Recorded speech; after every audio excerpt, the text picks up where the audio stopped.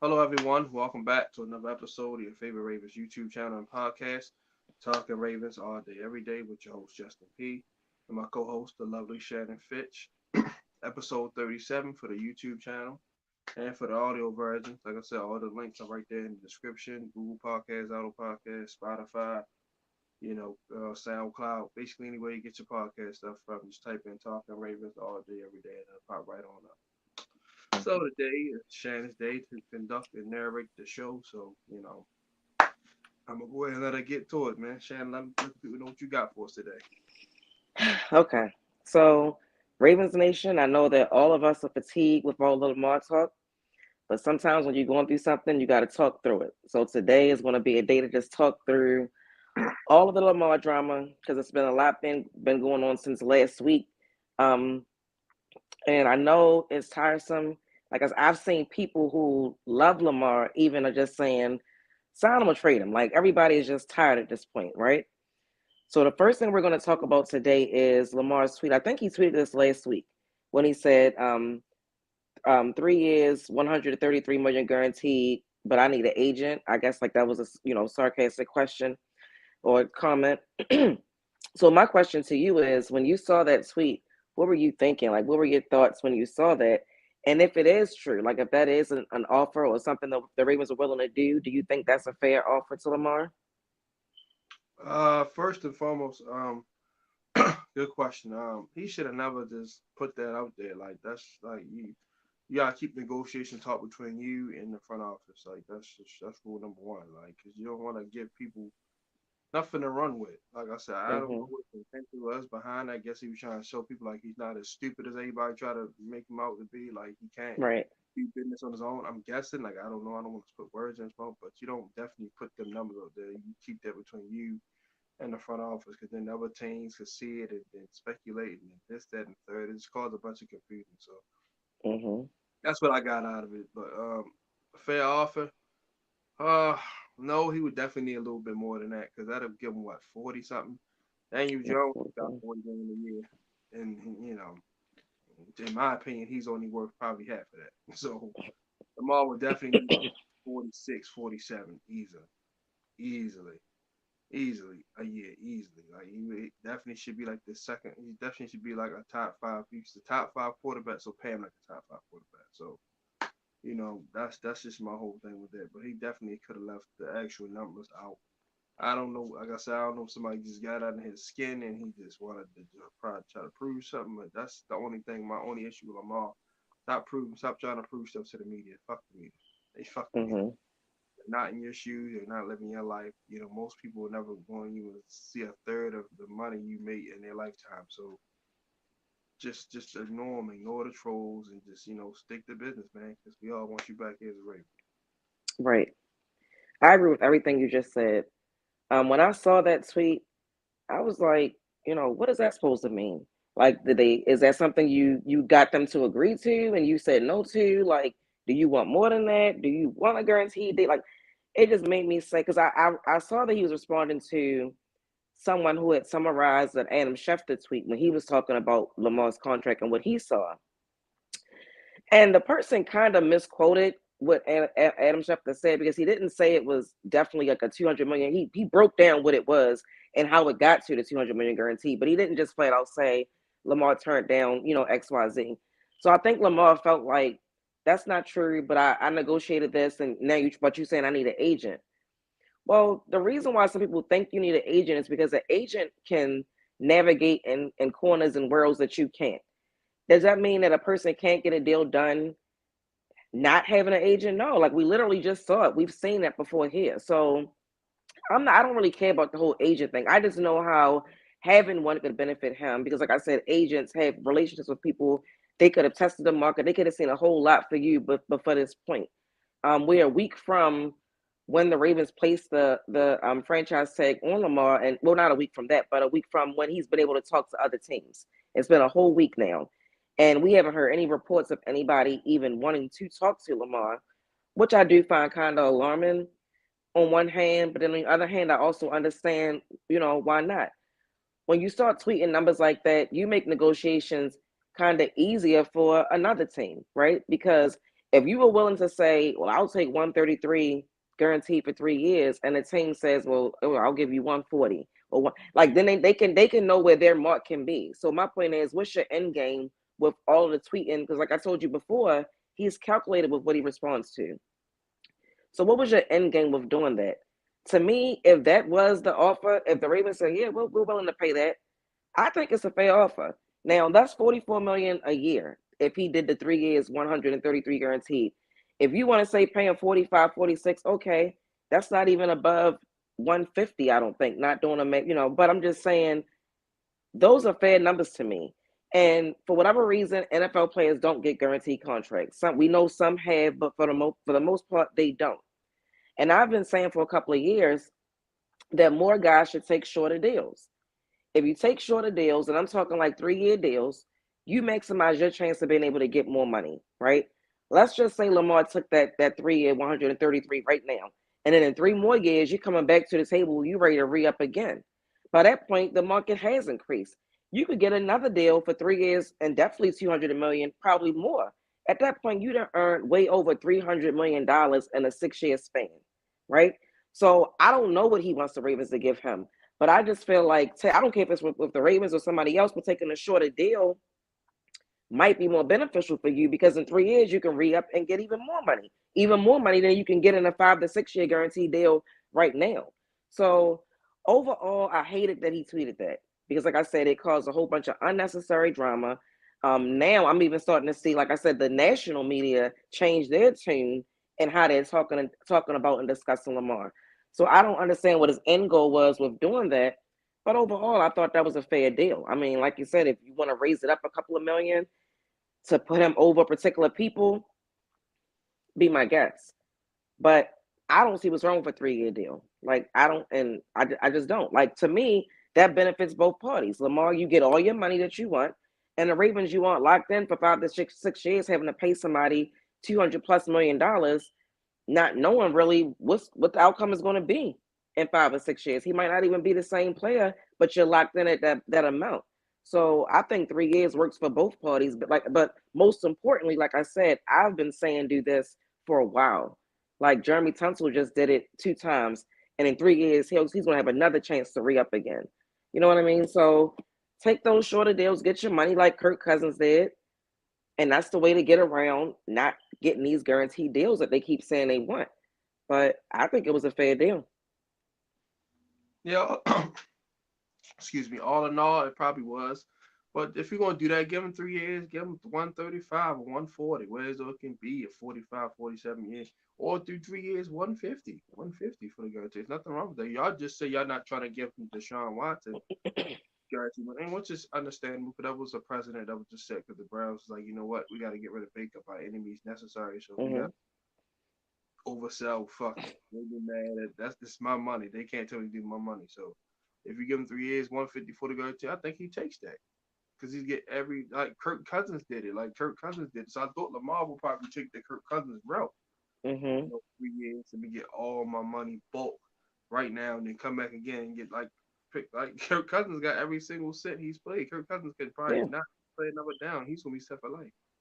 The Ravens they could do 150. I wouldn't even. I mean, that would be 50 million a year. But hey, I don't like I said finagle it. It ain't my job to figure out the cap. That's your job. But if that's something that you got to pay to keep him here, I would do that. You And know? and his chump change compared to his predecessors that are nowhere near as good as him. Yeah, so it's chump Yeah. change. So going from that, saying that tweet, it made me think with the next topic. Do you think that tweet bothered Eric DeCosta? Like, because, since all of this talk has come out about Lamar and his contract, Eric DeCosta spoke very highly of Lamar and said how much he appreciated that Lamar wasn't, going to the media and saying particular things and things weren't being leaked out and things that were leaked out were kind of finding out came from the NFLPA. But like, how do you think they felt when they saw that tweet last week? It probably struck a nerve a little bit because they're DeCosta and them guys. They do business in a real private manner. So he's probably like, damn, like I mean, like that's not for anybody to know. So I'm pretty sure they might have probably contacted him by now, called him. So I'm sure they got in his ear about that. Like, hey man, you can't be leaking that stuff because all it's gonna do is make it harder for us to get a deal done. Because now other teams or parties are going to try to swoop in, and that might have been his plan. That might have been Lamar's plan. Mine's like, you know Mm-hmm. what? Like how you be at the auction. Yeah. 150 going here, I'll get 170, I get 200, I get 210, I get 220. He probably Mm-hmm. was trying to auction himself a little bit. So, I mean, I'm pretty sure they definitely wasn't pleased about it, but they gotta understand he trying to, they understand his side too. Like he's just trying to get the best deal for him possibly. So, but I'm pretty sure all in all they rather him not have made that tweet. I agree.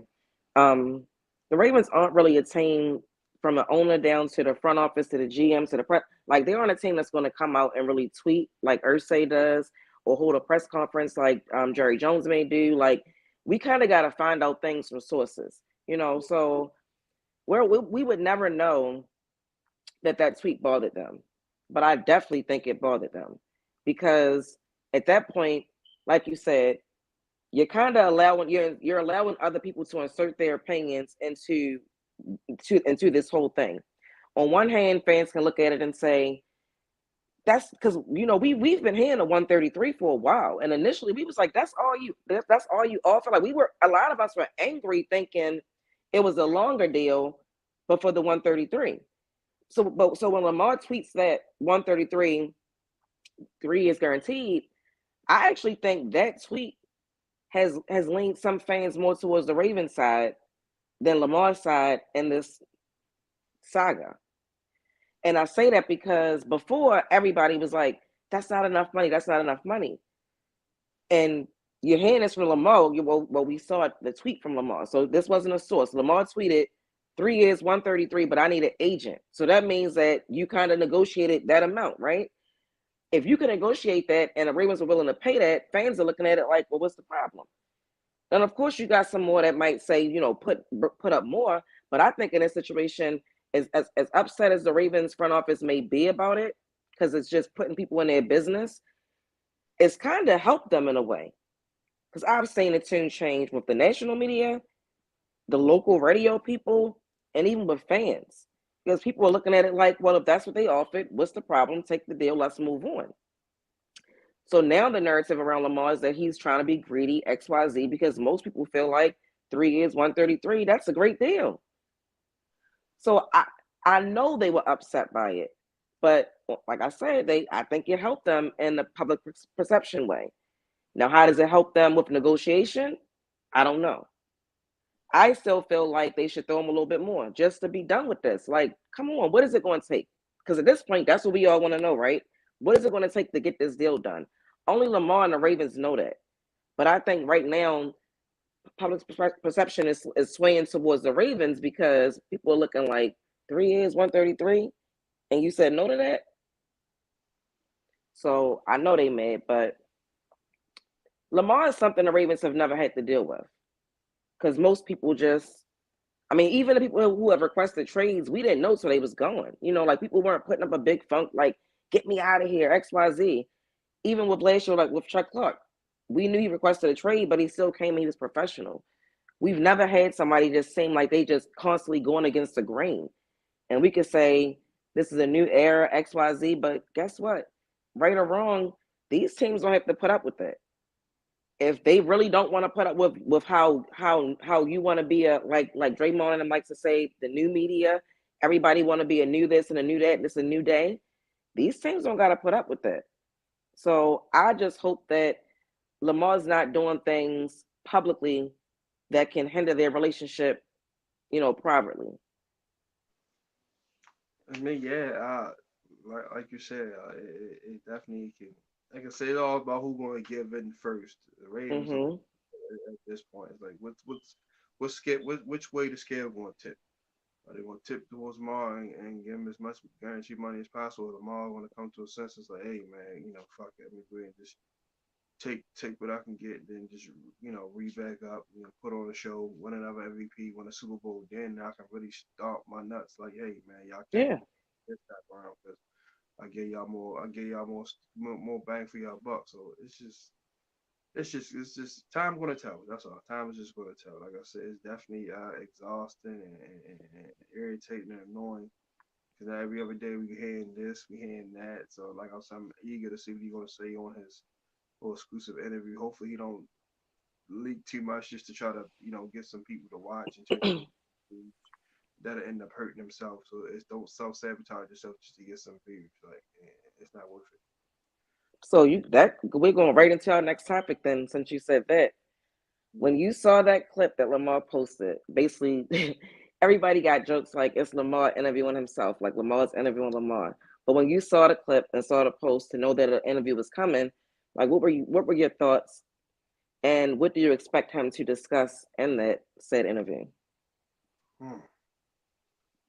I was just saying like, oh, okay. I guess one of the first thing that came to my mind was, he wanted to tell his side, and just clear everything up he's been hearing from like spoof accounts, burner accounts, all the speculation from reporters and all that people saying this. I guess he just want to tell how he really feel about the situation and where he stands. I don't know if he's going to really put up like offers like they see. I doubt it. I would hope not anyway. But you never know.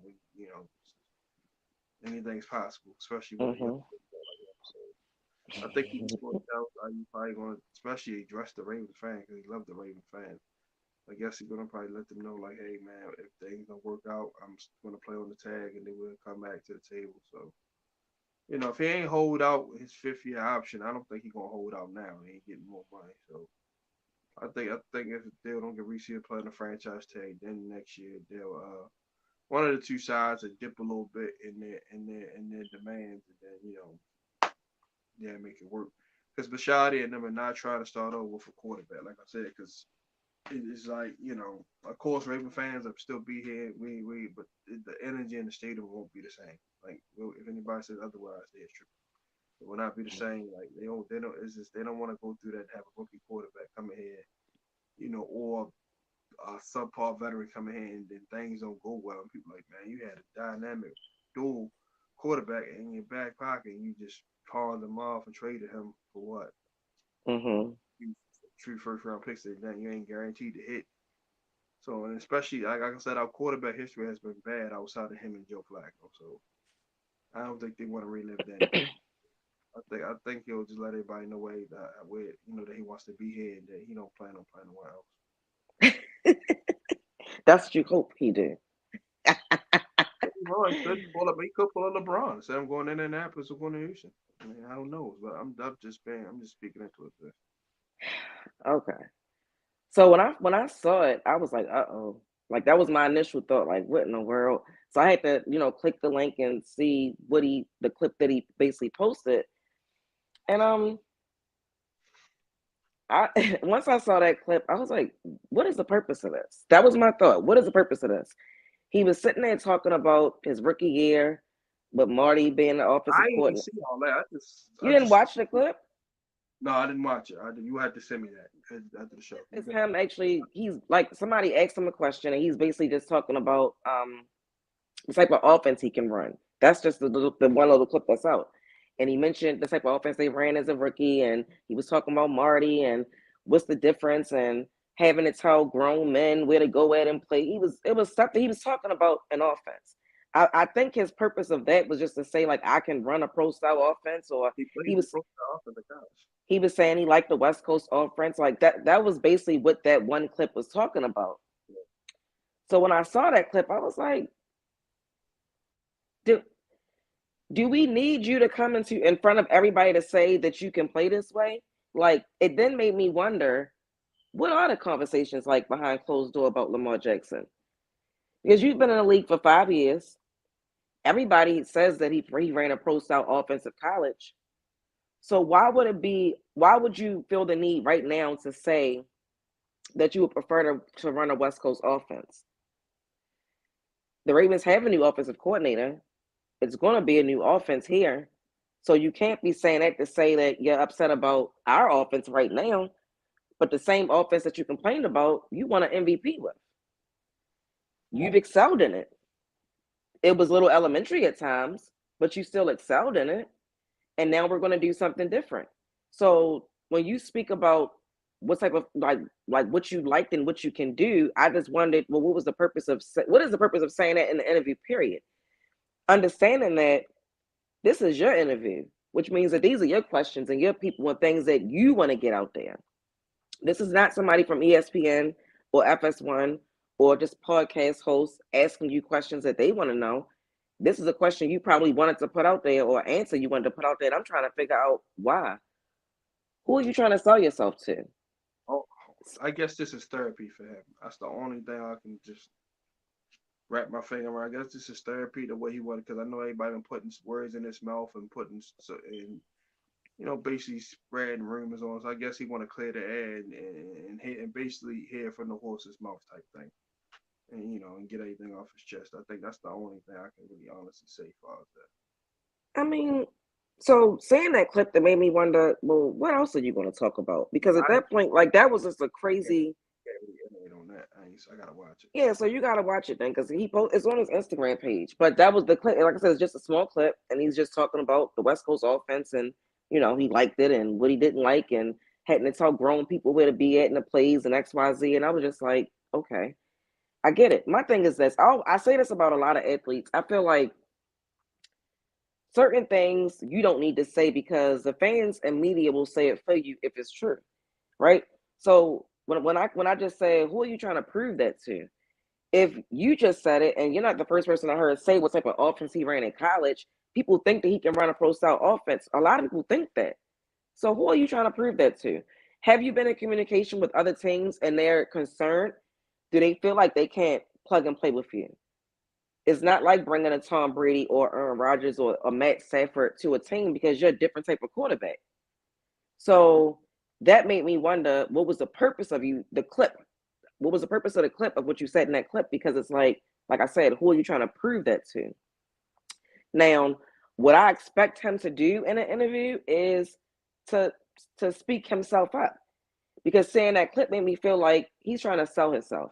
So I don't think he's going to even get in an interview and badmouth the Ravens, because that wouldn't be smart. Now, he could go there and just flat out demand a trade. He could do that in his interview, like, I don't want to be there anymore, and that's just what it is, and we're going to try to work towards that. He could do that. I would hate that for him, though, because that's so unprofessional. So that's why I don't think that, like, everything I've seen of Lamar over the 5 years that he's been here, that's why I said the past year was just surprising to me, because he's been a sweetheart. Yes, ma'am. No, ma'am. Yes, sir. Like, God first. Everything has always been politically correct with Lamar. So I can't see him doing this interview and just trashing the Ravens. I just don't see that happening. And he's not going to do that. I don't see him talking about other teams either. I don't see him saying, I've been talking to this team, and I don't even really see him talking about money.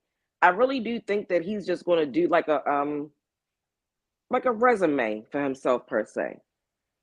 And it's unfortunate that he has to do that, because, no lie, it's kind of alarming. And I don't think that it's collusion. Like, I don't think it's collusion to a point where they're saying nobody signed Lamar or nobody give him a girl. I don't think it's that. I think it's some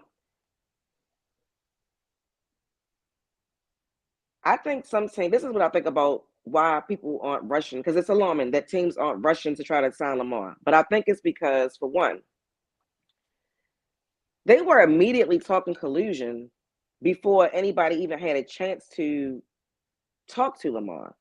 So it could be teams that don't even want to get involved with that. Like, look at what's happening with the Dolphins, the Giants, and whoever. I don't even know who the third team was for the situation with the coach that was on Miami, and he got fired, and then he filed a lawsuit. Yes. Now the Giants got caught up in that because they ended up not hiring him, right? So if you have the media and fans and everybody just immediately saying this is collusion, teams might say, I don't even want to get involved with that, because what if I decide that I don't want to pay him XYZ? Now you're going to call me racist, or now you're going to say I'm colluding. And so they might not want to touch him for that reason. They also might not want to touch him because they might feel like whatever we offer him, the Ravens are just going to match it anyway. Sure. So what is the purpose of us having a conversation and negotiating a contract, even if we try to outprice the Ravens? Because this is a point that I heard, and I was like, that's interesting. They said that A team could make an offer and try to outprice the Ravens, right? And the Ravens could match it. And the Ravens could have the mindset of, look, we were just trying to keep our quarterback. Like if owners feel like, why'd you guys guarantee so much? Or, why'd you like if their, peers feel a way about what they pay, the Ravens gonna have the mindset of, shoot, we was just trying to keep our quarterback. We just matched the offer. So in that sense, teams might not want to waste their time talking to Lamar. So it's unfortunate for Lamar, and I feel bad because it's like people are trying to diminish him as a quarterback. And I'm not trying to do that. I don't want to do that. But it's just sad when you don't see people like jumping at the opportunity to get him. I've seen fans making a point that teams might try to wait until after the draft to make the trade. I would hate that for us. I'm a Ravens fan, right? So I don't, whatever happens, happen. I'm still going to be a Ravens fan, right? But I would hate that for us if the trade happened after the draft, because how does that benefit us this year? We get Lamar for 2 players. We don't. That's not going to help us this year.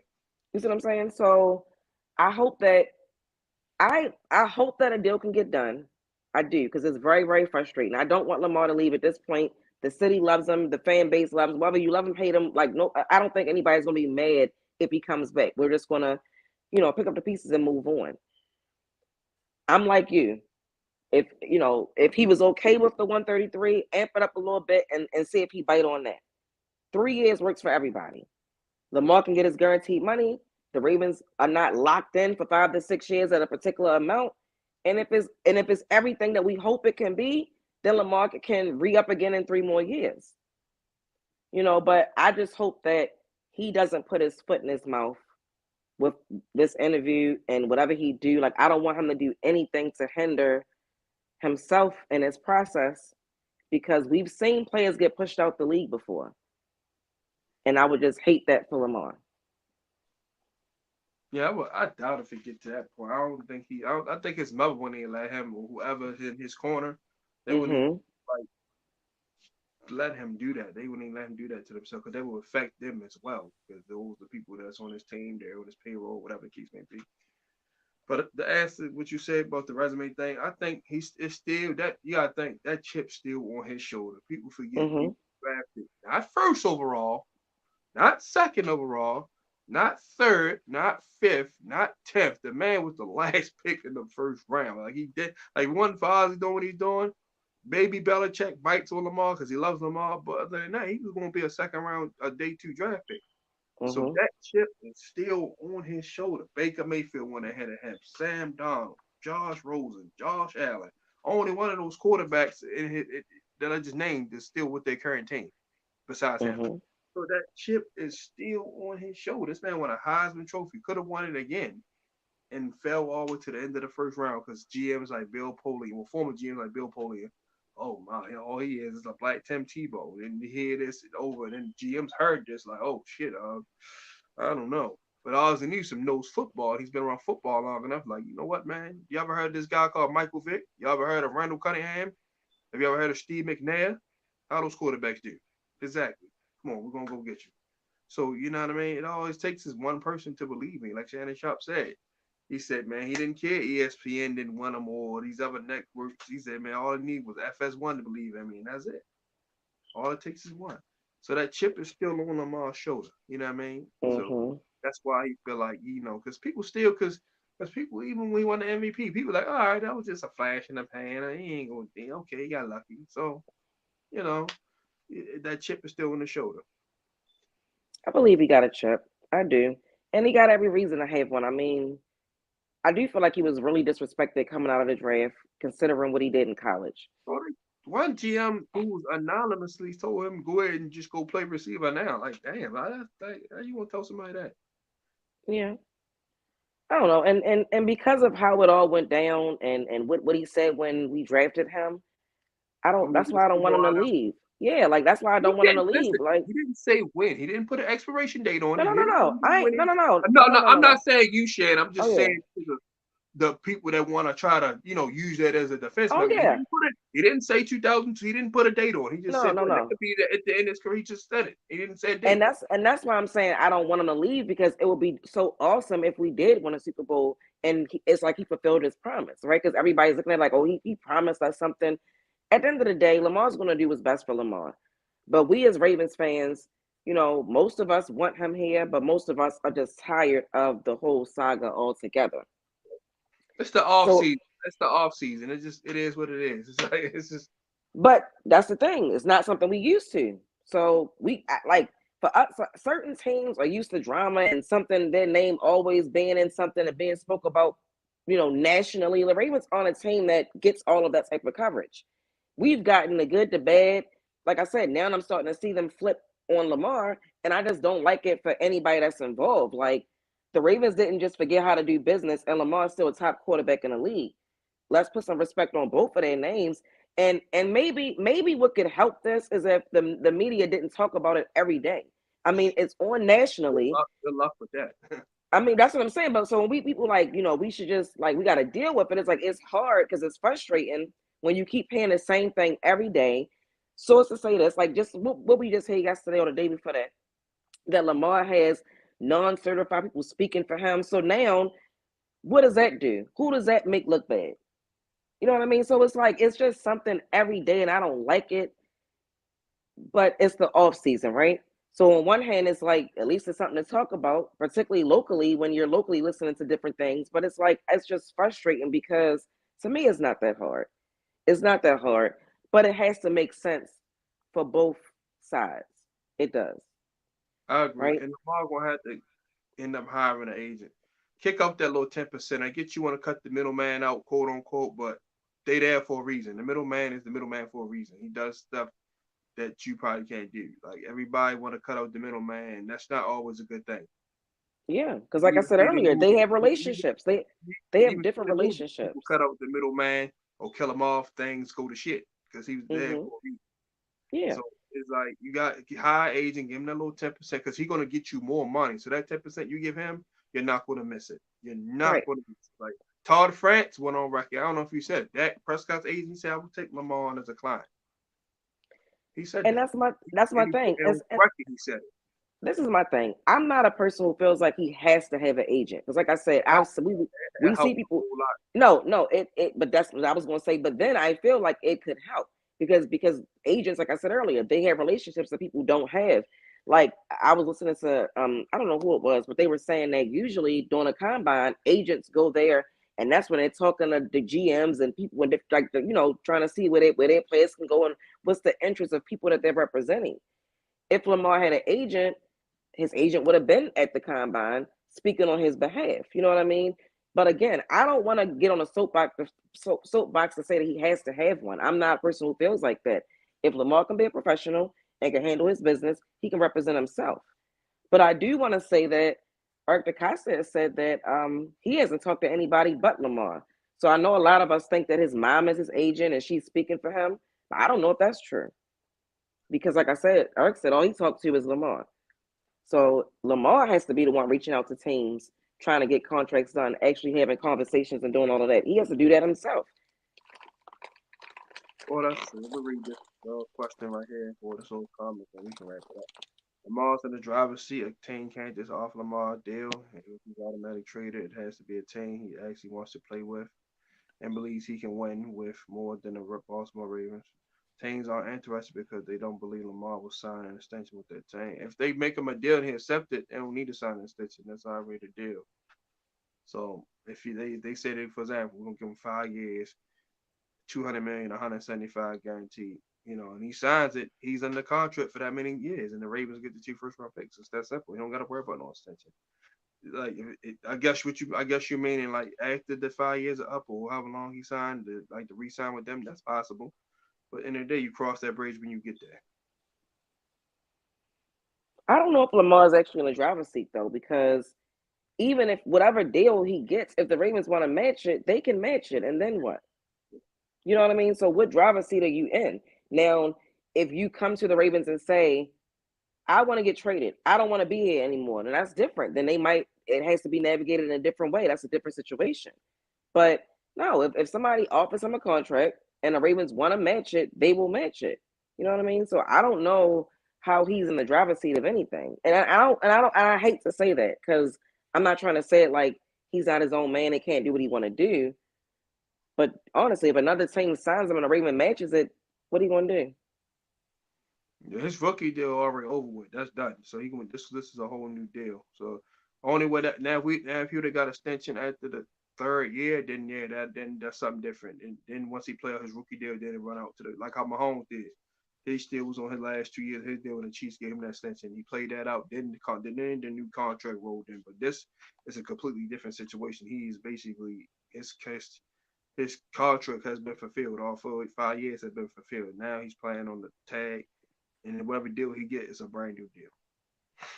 Now we did have one more thing. On a scale of 1 to 10, Correct.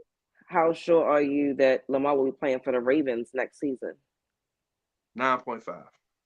9.5.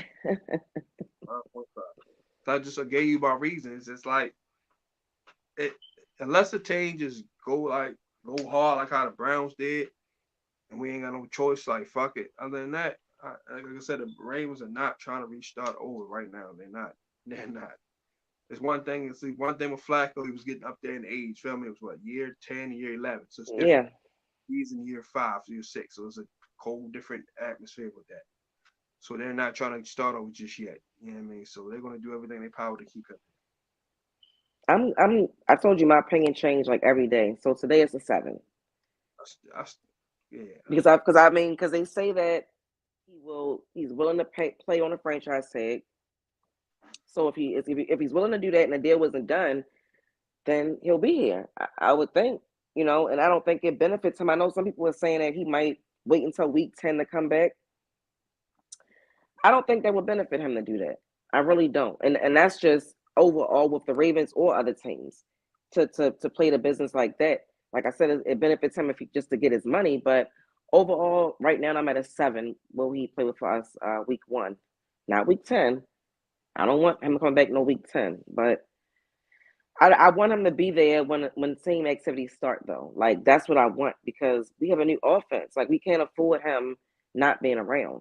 Whoever the And quarterback that's is. gonna make Todd Monken look bad. Probably Todd Monken probably wouldn't have took the job if he knew Lamar Jackson was gonna be here. You never know. You never know. That's probably what the terms of him coming, leaving Georgia where he was winning at to come here. He Right. probably I'm gonna have my MVP quarterback. We don't know what was discussed in the interview room. Yeah. Well, hopefully Lamar will release his interview soon because we've been waiting patiently for that since he released the teaser, and we'll talk about that whenever it's released. Oh man, another amazing show. I told y'all this one's gonna be a little bit longer. Like I said, because we had a lot of stuff to talk about. Shannon did an amazing job as usual. Always dropping the fire topics. Make sure y'all make y'all Thank you.